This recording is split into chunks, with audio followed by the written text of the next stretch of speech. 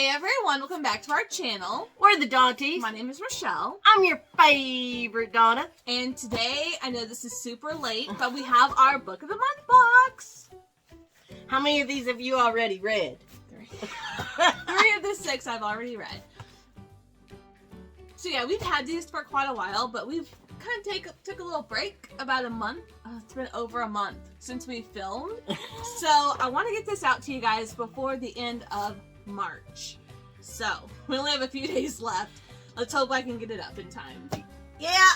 So if you don't know, what is Book of the Month? It's a book, and they send you books in the blue box, and you can buy more books, but it's like $10 for a hardback. See? Yeah, it's a book. I know stuff. It's a book subscription box. So I will leave my link down below if you are interested in trying it out yourself. It will help us out, so that would be great. But yeah, so we both have a subscription. We both get 3 books a month, when really they're all 6 mine. She gets 6 books a month. I read all of mine on my Kindle. Yes. But y'all know this already. These are new and early release titles, so it's always really fun to go on there and see what you want. So, do you want to start first, or do you want me to? Sure, let's see what I got this month. Okay. Even though it's not mine. Ooh. Look, it says, I've got great taste. I sure do. And the box is in my name, so I pay for it, I pick them out, you know, it's mine. Oh, cute! I'm a great judge of characters. You're not, I am. That's so cute. So every box does come with a monthly bookmark, and they always have really clever sayings on them, so. Alright. Okay. Oof. First one is Lone Women by Victor Laval. This is a horror novel. Oh, okay. It says, in this quieting story, a woman fleeing past sins attempts to forge a new life homesteading mountains, harsh plains. It says, things could get weird. This book is experimental. It involves social issues, LGBTQ plus themes, graphic violence, and Western. So, I've heard some really great things about this one. I just haven't gotten around to this one in particular just yet. But horror, I tend to keep horror and thriller in her box, even though she doesn't read them. But I'm excited for this one because of all the great things that I've heard so far. Oh, I've heard of this one. Yes, Ready Player One. Who is it by? It's by Ernest Cline. Now this is a sci-fi book, and it says if you access the simulation with a new state-of-the-art immersion rig, it's almost impossible to tell the Oasis from reality. It's from the 80s, it's puzzle, it's now a movie, and there's a quest. So this one, I know, is like, everyone is basically living in this virtual reality called the Oasis, and the owner of the Oasis, who created it, passes away, and he leaves a puzzle, and whoever can solve the puzzle within the Oasis inherits the company.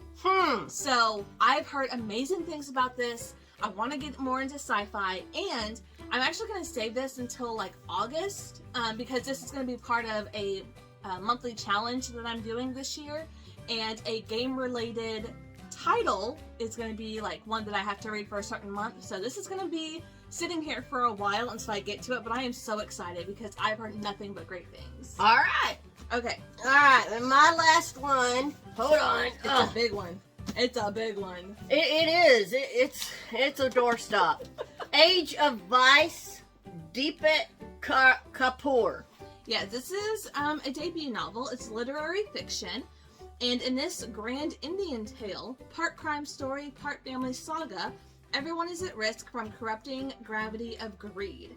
It's 400 plus pages, it's international, it's glamorous, and it has a non-linear timeline.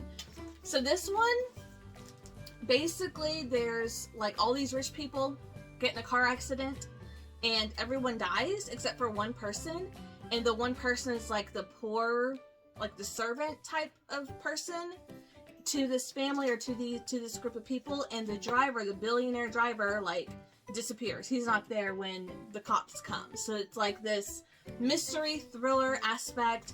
I've heard a lot of great things about it, which is why I picked it up, so we'll see. It says, this is the age of vice, where pleasure and power are everything, and the family ties that bind can also kill. Dun dun dun! So those are the 3 books that I put in your box. Okay. So I approve. I've heard a lot of great things about that horror one though. So I don't know. A It'll be Western interesting. horror, though. I Huh. don't know. It'll be Interesting. All right, let me get into my box. All right. And I also have great taste. Oh, And do you I am now? also a great judge of characters. So see both of us. Yes. The Soulmate. Oh my gosh. I am so excited to read this one. I haven't gotten to it yet. And I think this comes out the first week in April. I think April 4th. Anyways, it's by Sally Hepworth. And what is this one? This one is a psychological. It's sad. They have marriage issues, and it's a rural setting. When an old acquaintance dies, it dredges up demons of the past that threaten to unravel a seemingly perfect marriage. Yes. So I believe this couple lives on this cliff area. Oh, is that the one where somebody jumps off the cliff all the time and the husband always saves them, but this one time he don't save them, and then it comes out that he knows the one he didn't save? Yes. Yeah, I Yes. heard about it from BookTube. Yes, I've heard a lot of people really enjoying this one. So yeah, so they live in this area where a lot of people come to take their own life, and the husband has made it his mission to stop people who come up to their area to do this. And there's one time that he fails to stop them, and then we come to find out he didn't even try because there's some sort of connection between the husband and the person who jumped. And the wife is like, what's going on? So it's going to be like sort of a domestic thriller in that sense, I believe. But I am so excited for this one. And the cover is beautiful. Alright. Ugh, this one was so good. This is Before I Let Go by Kennedy Ryan.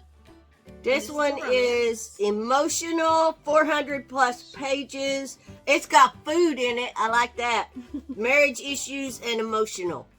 So this one is about this couple. Like, we start the book and they've been divorced for 2 years now.